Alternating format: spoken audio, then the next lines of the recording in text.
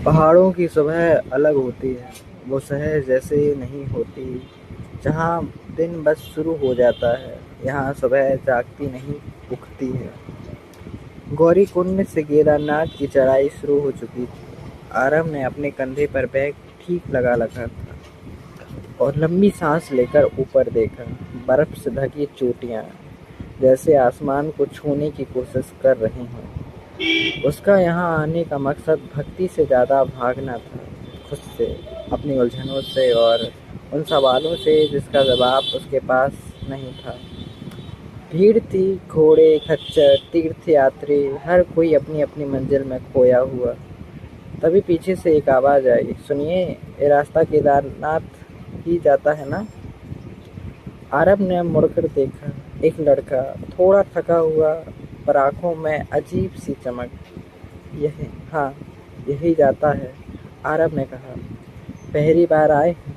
हाँ। और आप? मैं भी, उसने मुस्कुराकर कहा। वैसे नाम निखिल है। बस इतना सा परिचय और एक अजनबी सफ़र का हिस्सा बन गया। रास्ता लंबा था पर चढ़ाई मुश्किल। कभी दोनों साथ चलते, कभी कोई अलग आगे निकल जाता, पर हर कोई देर में फिर एक दूसरे के पास आ जाते, जैसे रास्ता खुद उन्हें मिला रहे। आप इतनी जल्दी थक जाते हैं? निखिल ने हंसते हुए कहा। शहर का लड़का हूँ, आदत नहीं है, आरब ने जवाब दिया। तो चलिए, आज से आदत डाल लेते हैं। निखिल ने उसका बैग पकड़ लिया।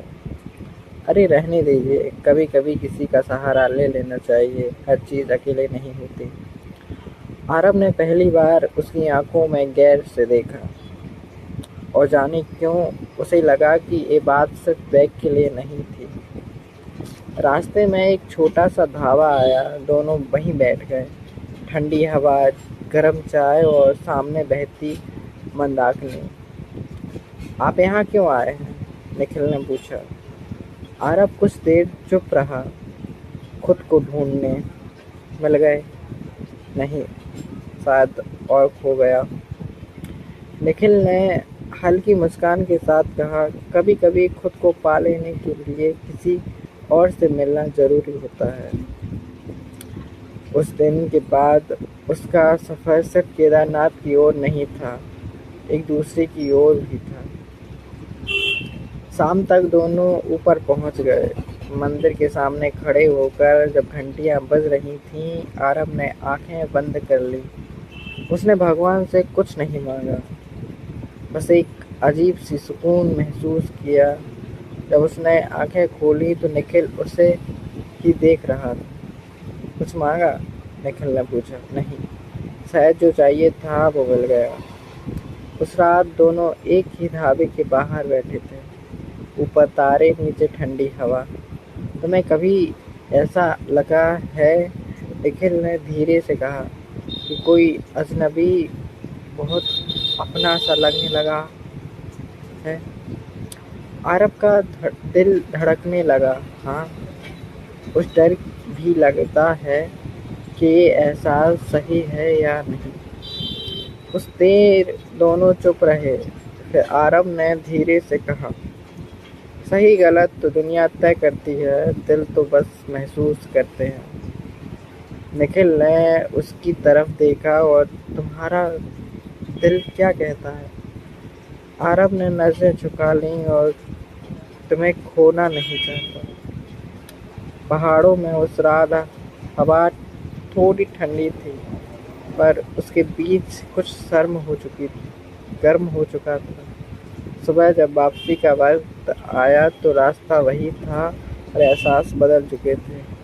शायद हम फिर कभी नहीं मिले, निखिल ने कहा। शायद। तो क्या ये सब बस यही ख़त्म हो जाएगा? आरब ने मुस्कुराकर कहा।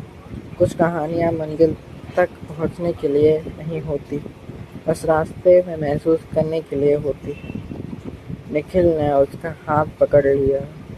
अगर मैं कहूँ कि मैं इस कहानी का ख़त्म नहीं होने देना चाहता। आरब ने पहली बार उसका हाथ कसकर थाम लिया।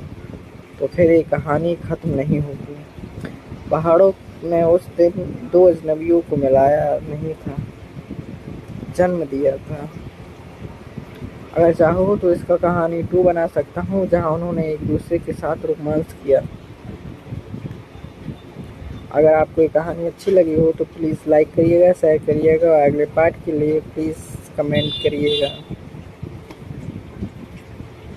बाय।